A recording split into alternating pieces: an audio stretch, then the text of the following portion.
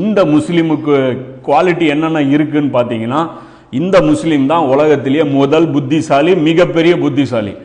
இந்த முஸ்லீமுக்கு என்னென்ன தெரியும், அவனுடைய கல்வியில் என்னென்ன இருக்குன்னு பார்த்தீங்கன்னா, அல்லாஹ்வுடைய தன்னுடைய இறைவனை அவன் அறிந்து கொள்கிறான். இந்த முஸ்லீம் இருக்கு, அதாவது தனக்கு ஒரு எஜமானன் இருக்கிறான் அப்படிங்கிறத அவன் என்ன பண்ணிட்டான், ரியலைஸ் பண்ணிட்டான். தன்னுடைய எஜமானனுக்கு கீழே அடிபணிஞ்சு வாழக்கூடிய அந்த உறுதிமொழியை அவன் கொடுத்துட்டான். அவனுக்கு மாறு செய்வதை விட்டும் ஒரு தூய்மையான ஒரு வாழ்க்கை முறையை அவன் தேர்ந்தெடுத்து கொண்டான். இப்படிப்பட்ட ஒரு பர்ஃபெக்டான ஒரு நிலைக்கு யார் வந்துட்டான், ஒரு முஸ்லீம் நான் அல்லாவுக்கு அடிபணிகிறேன். ஒருத்தன் இஸ்லாத்தை ஏற்றுக்கும் போது அவன் முழு இயற்கை முறையில் அவன் நுழைஞ்சிடறான். அவனுடைய உடம்பு, அவனுடைய மனசு, அவனுடைய செயல், அவனுடைய சிந்தனை எல்லாமே அல்லாஹ்வுக்கு மாற்றமாக இருக்கவே இருக்காது. முழுசா அல்லாஹ்வுடைய உத்தரவுப்படி இயங்கும். அவனுடைய